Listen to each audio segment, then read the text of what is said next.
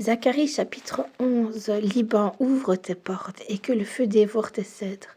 Gémis si près, car le cèdre est tombé. Ceux qui s'élevaient sont détruits. Gémissez chênes de Bazan, car la forêt inaccessible est renversée. Les bergers poussent des cris lamentables parce que leur magnificence est détruite. Les lionceaux rugissent parce que l'orgueil du Jourdain est abattu. Ainsi parle l'Éternel mon Dieu.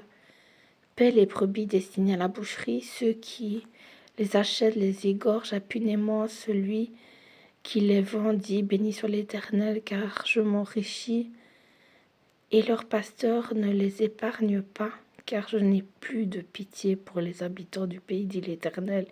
Et voici, je livre les hommes aux mains les uns des autres, et aux mains de leurs rois, ils ravageront le pays, et je ne délivrerai pas de leurs mains. Alors je me mis à paître les brebis destinées à la boucherie, assurément les plus misérables du troupeau. Je pris 2 houlettes, j'appelai l'une grâce et j'appelai l'autre union.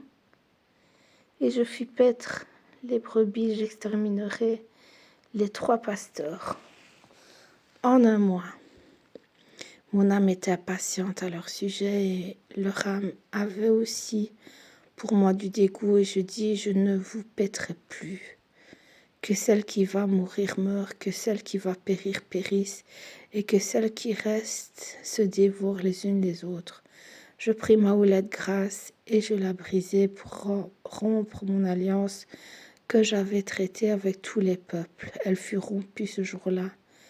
Et les malheureuses brebis qui prirent garde à moi reconnurent ainsi que c'était la parole de l'Éternel. Je leur dis, si vous le trouvez bon, donnez-moi mon salaire, sinon ne le donnez pas. Et ils pesèrent pour mon salaire 30 sicles d'argent. Et l'Éternel me dit, jette-le au potier, ce prix magnifique auquel ils m'ont estimé. Et je pris les 30 sicles d'argent et je les jetai dans la maison de l'Éternel pour le potier.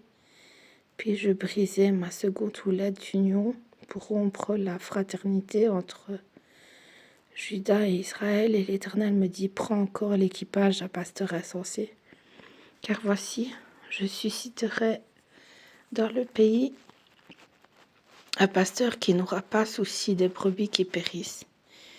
Il n'ira pas à la recherche des plus jeunes, il ne guérira pas les blessés, il ne soignera pas les saines, mais il dévorera la chair des plus grasses. Il déchirera jusqu'aux cornes de leurs pieds. Malheur au pasteur de néant qui abandonne ses brebis. Que l'épée fonde sur son bras et sur son œil droit. Que son bras se dessèche et que son œil droit s'éteigne.